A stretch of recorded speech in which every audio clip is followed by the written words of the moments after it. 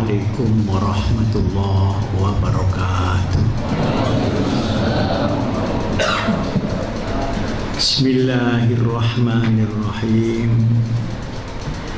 Alhamdulillahilladzi ja'alana minal ladzina yastami'una al-qawl fayattabi'una ahsana. Ittabi'u man la yas'alukum ajra wa hum muhtadun. Allahumma salli ala sayyidina wa maulana wa syafi'ina wa uswatina wa habibina wa qurrati a'yunina Muhammadin sallallahu alaihi wasallam wa ala alihi wa sahbihi ila yaumil qiyam. Rabbana atina min ladunka rahmah wa hayyi' lana min amrina rasyada. Hadratul muhtaramin, ashabal fadilah, para alim ulama, para ajengan, para masyayikh, terutama syuriah Nahdlatul Ulama dari cabang-cabang seluruh Jawa Barat. Tidak terlupakan Hadratul Muhtaram Kiai Haji Bunyamin Ruhyat dan semua keluarga dan zuriat yang telah berkhidmah menyambut kita tarhib dengan yang sebaik-baiknya. Semoga Allah meridhoi perjuangan pesantren Cipasung. Pengurus Tanfidiyah, hadirin hadirat, muslimin muslimat yang saya muliakan. Alhamdulillah, sekalipun dalam keadaan kesehatan yang pas-pasan, saya dapat bersilaturahim kepada para ulama. Saya tadi malam menjelang pagi baru datang dari Bangkok. Pagi tamu terus. Dan tamu ini biasanya membawa perkara. Jadi bukan membawa rezeki, membawa perkara. Lalu terus berangkat ke sini, alhamdulillah macet di mana-mana. Sehingga Isya baru nyampe.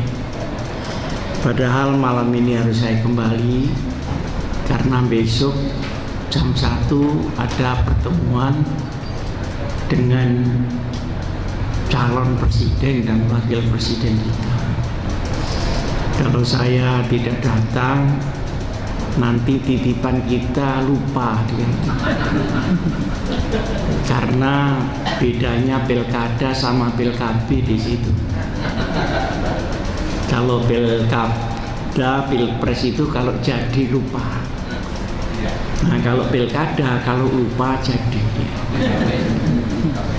Nah, oleh karenanya saya akan menyampaikan uraian secukupnya, tapi saya akan usahakan lengkap. Sekalipun bil ikhtisar, tapi jamin. Nanti setelah itu saya persilakan para ulama untuk menyampaikan pendapat demi kemaslahatan jamiah kita, jamiah Nahdlatul Ulama. Para ulama sekalian yang saya muliakan, kita semua yang berkumpul di sini, terutama yang menjadi pengurus,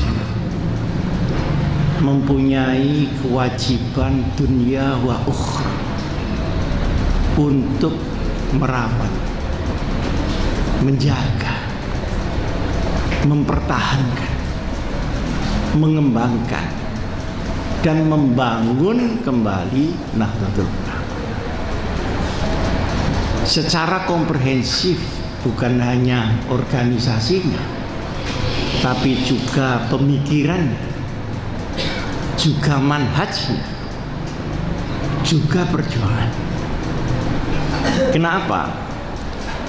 Karena NU ini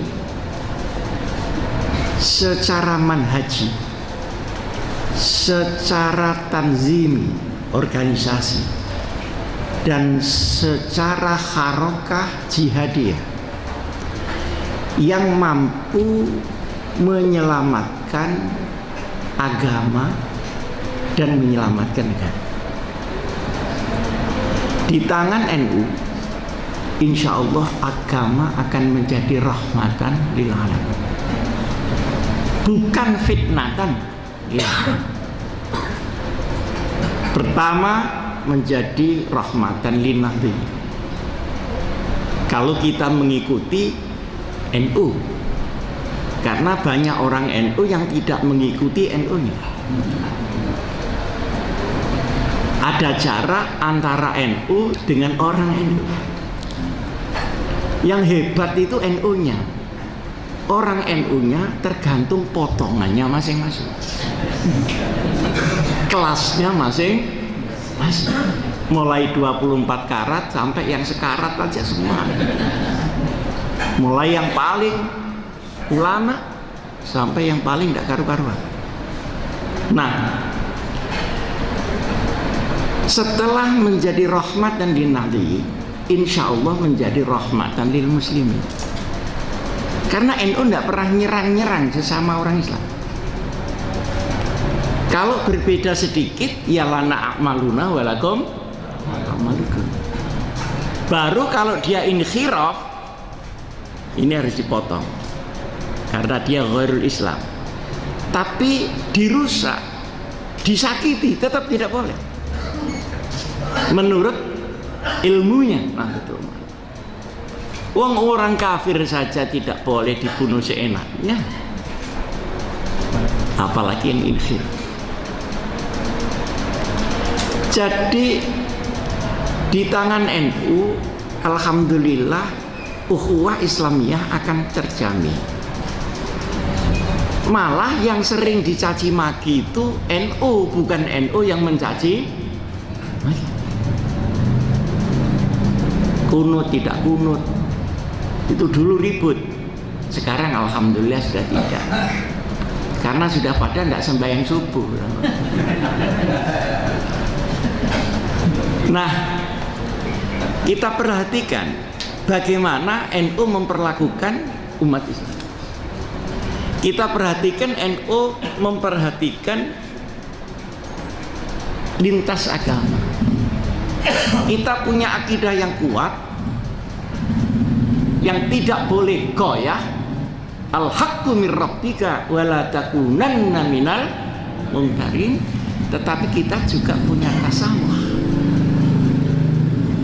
di mana kita menghargai hak dia dan tidak boleh memaksa masuk Islam. Hubungan ini hanya dipakai dengan hubungan dakwah, selebihnya hidayah dari Allah, bukan dari kita. Innaka la tahdi man ahbabta walakinnallaha yahdi man yasha wa huwa a'lamu bil muhtadin. Sehingga kita tidak tukang bakar gereja dan sebagainya.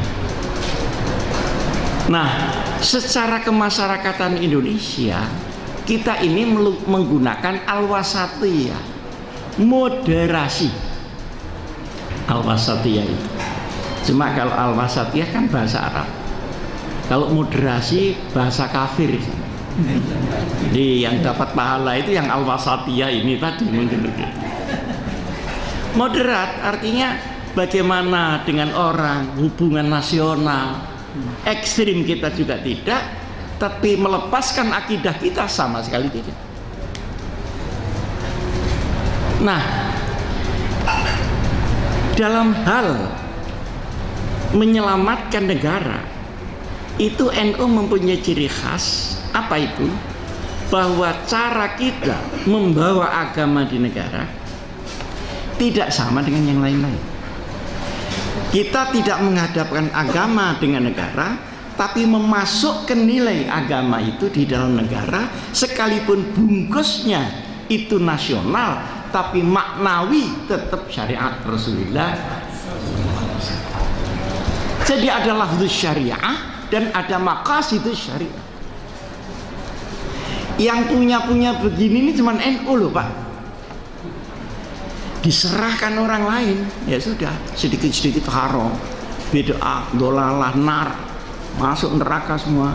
Akhirnya dia saja yang masuk surga. Kok enggak takut masuk surga sendirian? Karena kafir sana kafir. Kalau orang NU tidak pernah mengkafirkan orang, kenapa? Apa dia tidak kafir? Dia kafir. Cuma pikirannya orang NU bukan hanya mengkafirkan, tetapi bagaimana mengislamkan orang yang kafir. Di sini bedanya waliullah dengan wali jenggot di sini. Kalau waliullah itu bagaimana orang yang kafir menjadi Islam. Nah, kalau mereka mengkafir-kafirkan yang sudah beda. Maka di tangan NU insya Allah selamat agamanya dan negaranya. Yang saya maksud NU ini bukan orang NU loh ya, manhaj nahdiyah, cara berpikir, hubungan bainadin wa daulah, ad-dinu wal mulku tau'aman, ad-dinu usun wal mulku haris. Ini orisinil NU. Kalau tidak, maka agama itu dihadapkan kepada negara. Negara dikafir-kafirkan, yang terjadi adalah ekstremitas dan sebagainya dan sebagainya. Nah, organisasi yang begini, Pak, kita punya yang mahal begini, harus kita jaga baik-baik. Kenapa harus kita jaga? Satu, karena umurnya NU sudah hampir 100 tahun. Kalau sudah 100 tahun, berarti manusia itu dunia ini ganti orang. Karena rata-rata 63 kiri kanan itu seperti contoh Rasulullah. Jadi yang sudah punya umur 62 mungkin tahun depan. Nah, yang sudah 63 ya berdoa mudah-mudahan bisa pemilu yang akan datang. Yang sudah seperti saya kan sudah dapat tambahan, Pak, saya sudah 70. Tapi 100 itu tutupnya satu generasi, memulainya generasi yang baru. Hum abna'u zamanihim au abna'una. Mereka yang akan lahir makhluk baru ini, itu anak kita apa anak zamannya? Apa separuh-separuh? Anak kita separuh, anak zamannya separuh. Ini masalah di mana NU harus diberesi sekarang sehingga bisa merupakan patokan pada abad selanjutnya. Saya, Yai Abun, bagaimanapun juga masih mengaji kepada ulama. Saya masih ngaji sama Kiai Asad, Kiai Ahmad Siddiq, Kiai Makhrus Ali, Kiai Abdullah Siddiq. Anak saya mengaji ke siapa? Mungkin ada yang mondok secara ilmiah, tapi secara harokah nahdiyah dia harus digembleng lagi. Dia setelah keluar dari santri. Nah, para ulama sekalian yang saya muliakan, yang kedua, pengaruh zaman. Pengaruh zaman ini ada dua, ada yang positif, ada yang negatif. Positif itu adalah kemajuan-kemajuan zaman yang kita menggunakannya benar, maka menjadi al-jadidul aslah. Kita pakai loudspeaker, pakai LCD, sudah tidak lagi pakai kapur. Itu al-jadidul aslah. Tetapi ada juga yang negatif. Pengaruh itu adalah pengaruh kehidupan yang madiyah, yang materialistis, sehingga kalau kita tidak hati-hati akan menggeser pikiran dari pengurus NU yang asalnya dia mau berjuang di NU, akhirnya berubah mau jualan di NU. Nah, ini yang tersenyum mungkin pengalaman ini. Yang tepuk tangan ini yang berjuang apa yang jualan? Ini kenapa? Karena pengaruh. Karena pengaruh. Setiap pilkada dikasih duit orang-orang NU. Akhirnya rapat NU minta duit. Padahal yang dimintai sama melaratnya NU dengan NU. Ya sudah wassalam. Ini minta. Yang diminta itu siapa? Wong kullum binal fuqara wal masakin alal jami.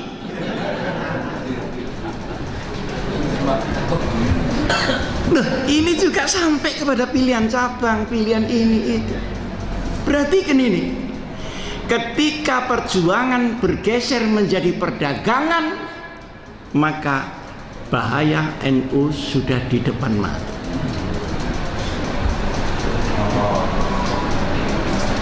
Pertanyaannya, siapa yang membawa uang? Yang membawa uang ghairul muslimin, maka dengan mudah kita akan dibeli. Dan alhamdulillah karena kita ini orangnya qanaah, ya 20.000 sudah alhamdulillah. Ya mungkin yang tersenyum ini pernah dapat gitu. Sayang. Bagaimana ini? Tapi karena rata, tidak kita rasakan sebagai sebuah penyakit. Misalnya orang panu itu ya Kiai, kalau masih sedikit kan kelihatan kalau ini panu. Tapi kalau sekojur ini udah panu semua. Loh, kamu kok jadi putih? Cuma gitu. Jadi ketidakwajaran yang merata akan menjadi kewajaran baru di dalam masyarakat. Ini ancaman, Pak. Jangan dikira tidak ancaman. Nah,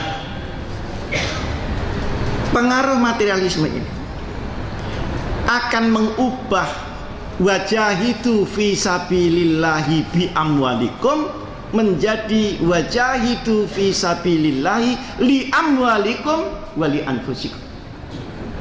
Karena baknya ini kejatuhan alif, jadi berubahlah bak menjadi lam. Ini yang nggak ngerti biar nggak ngerti aja. Yang mestinya kita kan yang keluar duit ini untuk ini. Tapi kenapa ini terbalik? Karena terbaliknya bersama-sama, ya alhamdulillah sudah termasuk wasyawirhum fil amri. Dalam arti yang salah. Nah, ketika suasana keagamaan kita 10 tahun terakhir ini tidak sama dengan suasana keagamaan kita pada waktu yang lalu. Setelah reformasi, seluruh aliran keagamaan semua masuk di Indonesia. Dulu kita cuma ada NU Muhammadiyah. Ya selisih-selisih sedikit, nggak apa-apa. Asal ditunjukkan kitabnya sudah sama diemnya. Karena apa yang dilakukan Muhammadiyah ada juga di kitab NU. Cuma kita tidak pakai yang itu kan. Tapi ada kan. Di kitab kita sholat tidak kunut itu ada apa enggak? Nggak ada. Cuma karena semangatnya diharam-haramkan. Merasa mengharamkan itu mendapat pahala dari Allah Subhanahu wa Ta'ala. Lah enaknya orang nggak tahu di situ. Para hadirin hadirat yang saya muliakan. Tapi sekarang nggak bisa, Pak. Dulu kita tidak dengar ada Salafi, sekarang ada Salafi. Dulu tidak ada Wahabi, sekarang ada. Dulu tidak ada Syiah, sekarang gencar masuk. Dulu tidak ada Ikhwanul Muslimin, sekarang masuk. Tidak ada Mujahidin, sekarang masuk. Sementara kita kena materialisme itu tadi. Mereka yang masuk ini dalam keadaan militan. Kira-kira NU yang besar tetapi masif, hanya onggoan jumlah, tapi sama sekali dia lalai terhadap perjuangan, berhadapan dengan orang-orang yang militan, maka bisa dihitung NU akan kalah. Buktinya tidak ada orang Hizbut Tahrir yang masuk NU, tapi orang NU yang masuk Hizbut Tahrir. Tidak ada orang PKS yang kepingin jadi ranting NU, tapi ranting NU yang disuruh nyoblos. Ini kan sudah kelihatan bahwa jumlah itu tidak bisa bersaing dengan militansi. Nah, militansi kita dulu ada, sekarang lumer. Dulu waktu zaman 70-an ini, ya Ibnu Yamin mesti ingat bahwa kalau kita melawan sesuatu sudah, Masya Allah, Koramil dilawan dulu itu tahun 70, 75, Golkar dilawan, nggak tahu kalau di Jawa Barat waktu pemilu 71. Nah, Golkar dilawan, ya nggak bisa, Bang. Golkar itu nggak bisa kalah, Pak. Kenapa? Karena dia didukung ABRI, didukung birokrasi, dan menghitung sendiri. Yang ketawa mungkin pernah jadi komisaris desa. Galak ya. PKI kita lawan, dan kita berani melawan itu. Tapi NU menjadi lumer ketika dia melawan uang dan melawan materialisme. Ini semuanya kan harus kita inventarisir. Mumpung kita ini masih hidup, yang mempunyai kewajiban mas'uliyah dunia wa ukhra linnah tadi. Nah, yang keempat, suasana nasional yang terus berubah. Itu juga menggoncang NU, Pak. Pilihan yang di daerah, pilihan yang di pusat, ini kan menggoncang NU terus. Nah, kita tidak bisa menjadi faktor, tapi kita menjadi awamil di situ. Kita menjadi maf'ul bih di situ. Sebagai sasaran mencari suara, bukan orang yang akan memimpin Republik Indonesia. Sehingga jumlah kita tidak berarti. Nah, ini rahasia, tapi jangan ngomong-ngomong orang. Kenapa saya memilih pasangan yang sekarang jadi itu? Karena yang mau mengasihi NU, yang lain tidak mau, Pak. Cuma kita disuruh ukhuwah Islamiyah, tapi biqiyadatihim, bukan biqiyadatina. Nah, sekarang P3, PKB gimana? Karena kita ini harus belajar dari sejarah. Dari dulu kita ini tidak jodoh sama orang-orang yang ganas-ganas itu. Semenjak zaman Miyai, zaman Masumi, zaman P3, apa saja. Kalau kita yang mimpin, mereka kita rangkul. Tapi kalau berbalik, maka tentu kita ditinggal. Nah, cuma orang NU itu kan gampang lupa. Nah, gampang lupa inilah tidak ada hukumnya karena lupa. Sejarah sudah mengatur begitu, kok kita masih begitu saja. Kita ini istiqomah di bidang kesalahan.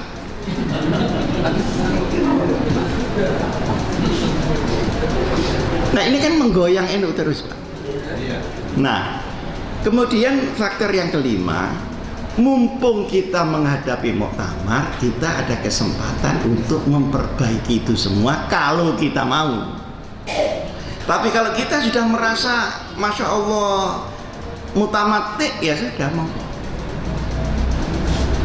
Tapi menurut saya ini harus direnungkan. NU sekarang perjalanannya ini sampai di mana dan akan menuju kemana? Kalau keadaan ini berjalan seperti ini terus. Para hadirin, para ulama sekalian yang saya muliakan, ini keadaan yang ada. Nah, kalau kita nawaitunya membangun NU, ini kita mulai dari mana? Memulainya itu dari mana? Menurut saya pertama, memulainya dari tajdidun niyah fin nahdah. Niat kita ber-NU itu apa? Ini kita beresi dulu lagi. Innallaha yab'atsu li hadhil ummah ala ra'si kulli mi'ati sanatin mayyujaddidu laha amradin. Setiap pangkal 100 tahun sekali Allah mengirimkan ibadullah, rijalullah yang bisa tajdid terhadap agama dan perjuangan agama. Tapi tajdid menurut NU bukan ja'ala jadidan, tapi ja'ala syai'a kal jadid. Jadi kalau NU itu bagaimana barang yang lama ahli sunnah itu kita tampilkan seperti baru kembali, bukan membuat ahli sunnah baru. Nah, sekarang kita tanya, kalau kita berkumpul di sini, Hasyim Muzadi masih dipercaya menjadi salah satu rois, para kiai menjadi rois di mana-mana. Ini kita berniat apa dan akan melakukan apa kepada itu? Saya ingin bercerita, ada apa sih saya kok keliling-keliling Indonesia? Kok seperti kurang kerjaan? Saya katakan, saya itu keliling-keliling Indonesia, seluruh Indonesia, untuk memberitahu ini. Karena saya merasa tahu bahwa ini akan menghadapi bahaya, kok saya diem saja? Maka saya berdosa. Tapi kalau saya brolkan begini, sudah, mari kita dosa bersama. Atau minimal saya bisa alibi pada malaikat, sudah saya beritahu kiai tapi masih double juga. Tapi kalau ini dongkol di sini, Bang, itu bisa jadi penyakit. Jadi jangan salah, jangan dikiranya saya mau jadi pengurus. Saya hanya mengingatkan, ini masuk tahun abad yang baru, kita menghadapi bahaya-bahaya begini. Kenapa? Yang ngomong begitu tidak ada. Mestinya ada yang ngomong. Nah, jadi kita ini, marilah kita besarkan NU, maka kita akan besar karenanya.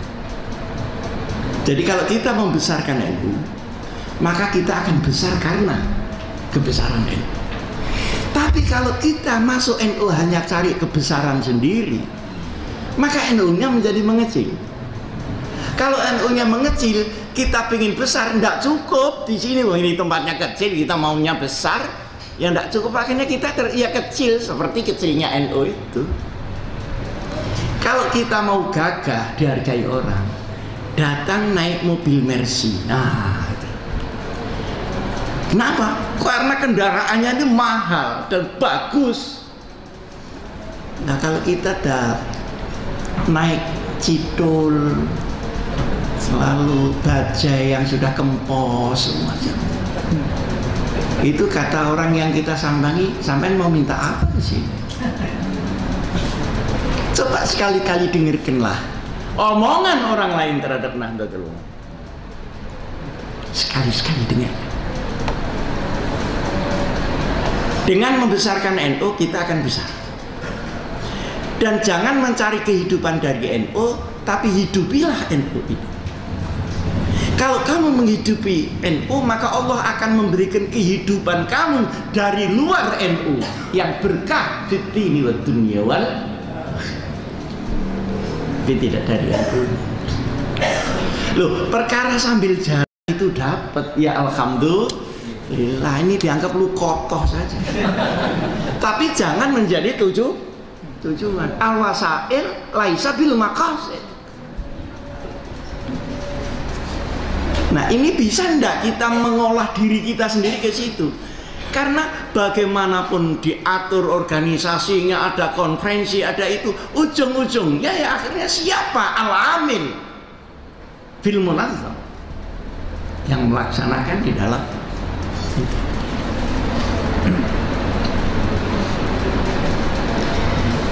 Dan kalau menjadi pengurus itu yang ngurus lah. Orang sekarang itu senang menjadi pengurus tapi tidak senang ngurus. Nah, senangnya apa? Ya jadinya itu jadi pengurus itu. Barangkali nanti musim apa bisa dipakai apa, begitu. Ya tidak semua, tapi rata-rata. Di luar-luar cabang-cabang di provinsi lain rata-rata begitu. Kalau Jabar, insya Allah sama saja. Begitu. Jadi sebenarnya roh jihadnya itu ada pada kita yang berkumpul di sini.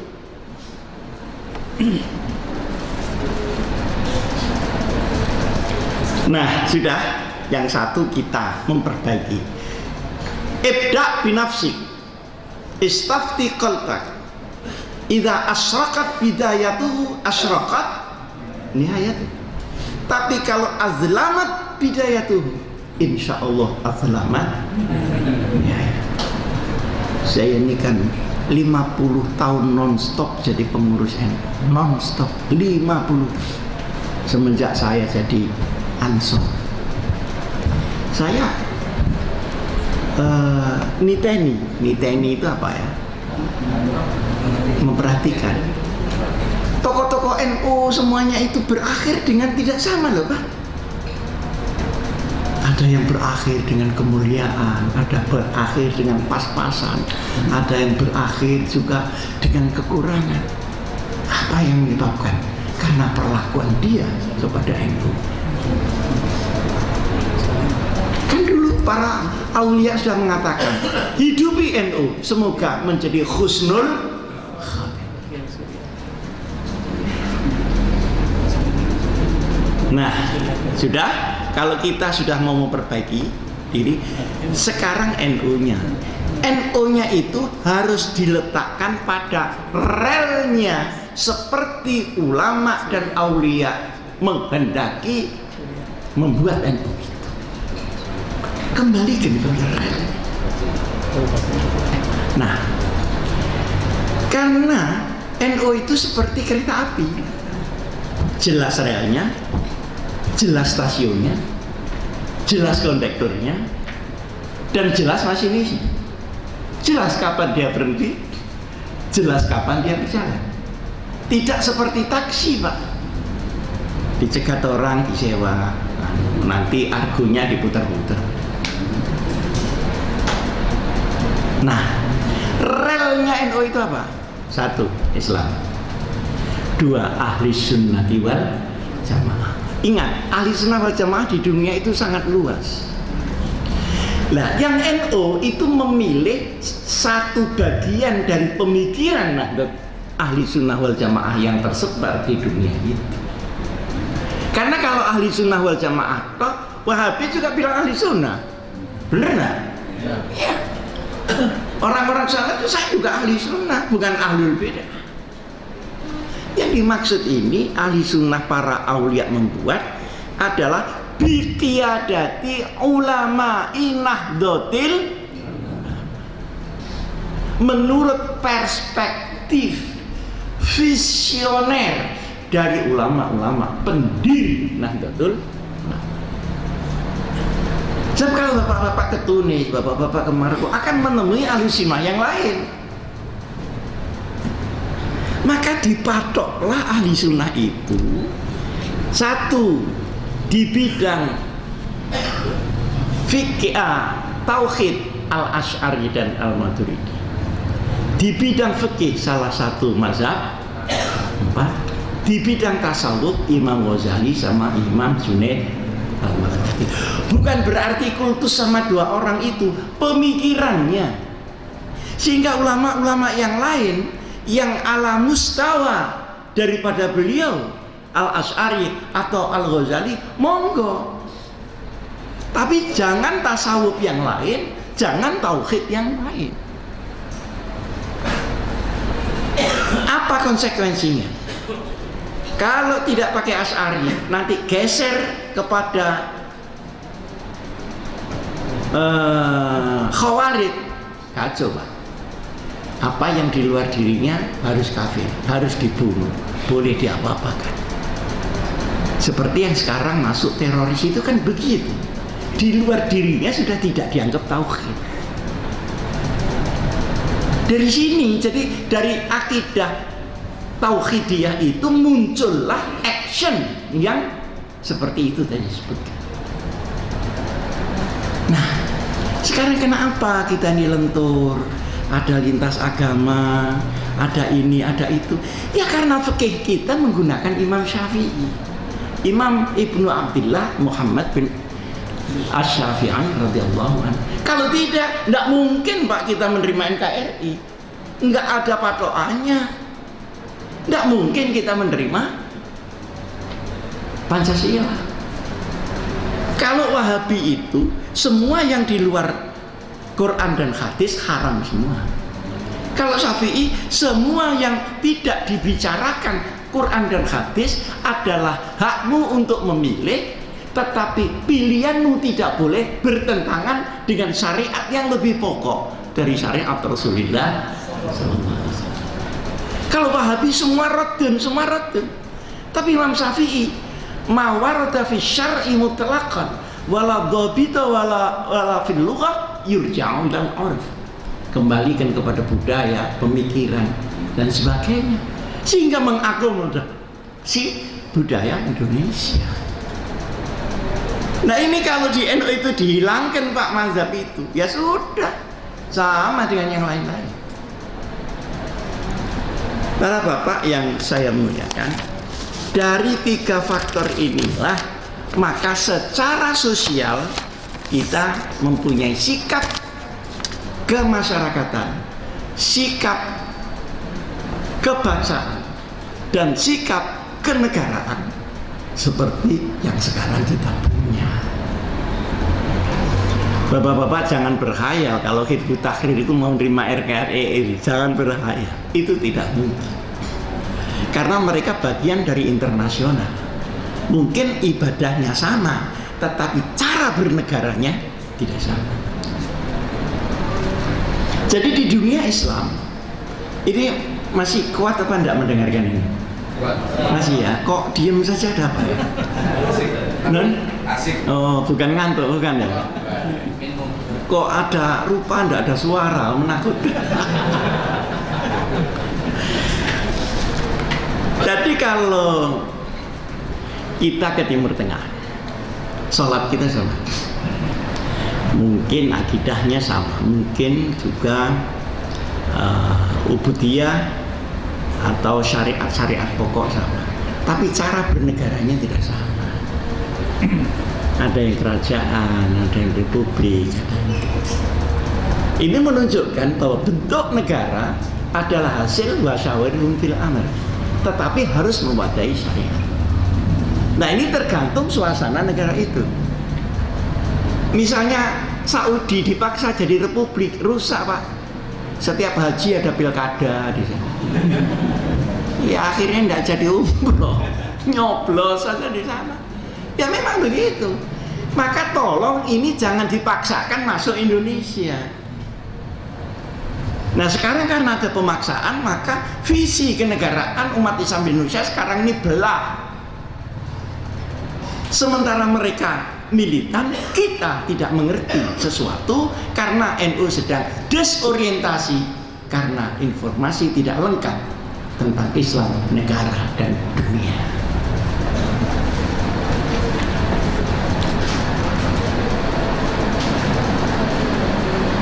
Jadi kenapa kita ada ukhuwah nahdiyah, ukhuwah islamiyah, ukhuwah bainal adyan, ukhuwah sya'biyah, dan ukhuwah insaniyah? Itu karena kita menggunakan manhaj itu tadi. Kalau tidak ya sudah, ya'lu wala yu'la alaih gitu aja. Padahal yang ya'lu wala yu'la alaih itu kan Islamnya, bukan orang Islam. Kalau orang Islamnya tergantung seberapa kapasitas dia berislam. Nah, jadi NU dengan HTI mungkin sama, tapi bernegara pasti tidak sama. Dengan Ikhwanul Muslimin tidak sama. Yang ada di Mesir, sekarang masuk di Indonesia deras sekali. Dan itu sistemik. Ikhwanul Muslimin itu pendirinya 2. Ada Said Qutb yang mengatur ideologi Ikhwanul Muslimin. Yang kedua Hasan al-Banna yang mengatur strategi. Nah, si Hasan al-Banna ini mengatakan bahwa yang paling bagus adalah Marxisme. Hanya Marxisme yang bisa mengubah partai menjadi penguasa negara. Maka kontensinya Islam, tapi strategi yang dipakainya menghalalkan semua cara dan sebagainya dan sebagainya. Jadi beda. Tapi alhamdulillah karena kita tidak tahu bedanya, jadi ya tenang saja. Lo enaknya orang nggak tahu di situ, Pak. Alhamdulillah. Misalnya mujahidin itu maunya memang perang. Saya pernah diundang oleh HUT Mujahidin, yang tanda tangan di situ ketua Mujahidin. Gambarnya ini tank sama meriam. Iki organisasi gambarnya itu kok tank. Artinya apa? Niatnya dia memang berperang. Sehingga dakwah dan sebagainya tidak dipakai karena dia menghadapi tauhid. Nah, kalau mindset seperti ini berkembang, kira-kira jadi apa? Nah, ini sekarang menjadi masalah di Timur Tengah sendiri. Ada ISIS, Irak, Syria, Islamic State, ISIS. Kok Madani sama organisasi saya juga ISIS, Pak? Nah, ini yang tidak enak. Kalau saya kan International Conference of Islamic Scholars, pakai C tidak pakai S. Di ISIS itu dia tidak mengakui kedaulatan negara. Apakah ini kedaulatannya negara Irak atau negara Syria? Pokoknya ini harus digabung menurut komando dia untuk melumerkan semua kedaulatan. Ya sudah, hancur semua, Pak. Nah, ketika ini terjadi kehancuran, masuklah Zionisme, masuklah Amerikanisme dan sebagainya. Jadi kita ini diadu, setelah berkelahi, maka musuh yang sesungguhnya akan melumpangi perkelahian.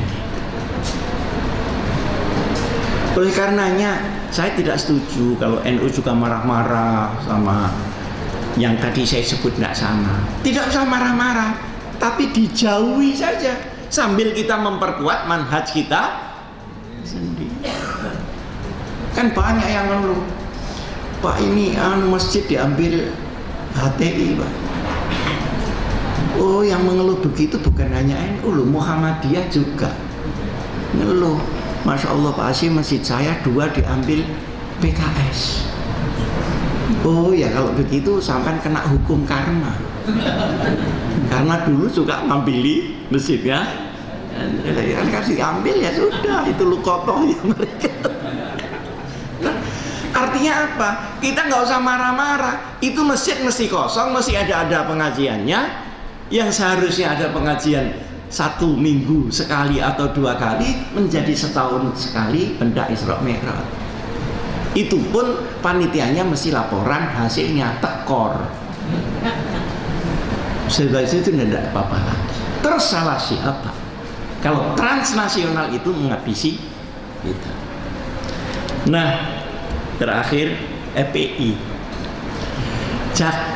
Jangan disamakan FPI sama mereka. FPI itu Al-Asy'ari Tulen, Pak. Maturidi Tulen, Imam Ghazali Tulen, Sunni Tulen. Cuma dia itu kasar lah, kasarnya ini yang berat, Pak. Tapi dia NKRI, tidak sama yang lain. Dia ingin NKRI itu bersyariat, artinya kedaulatan negara diakui oleh FPI. Cuma FPI itu kasarnya itu ya, Masya Allah. Sedikit-sedikit Allahu Akbar, nanti ketemu polisi Allahu Akbar, padahal polisinya ya Ansor. Akhirnya dijawab Sami Allah liman hamidah. Kata yang nonton Rabbana lakal hamdu. Ya sudah, ruwet. Allahu Akbar bagus-bagus, tapi untuk siapa dan kapan digunakan, itu kan masalahnya. Ini kan habis nyerbu Ahok itu, dengar mana? Sekarang nggak tahu 20 di penjara. Tapi akhirnya ya kita ini yang kangelan, bagaimana, kasihan lah mengeluarkan ini sebagainya. Dulu pernah, ini rahasia jangan ngomong orang ya.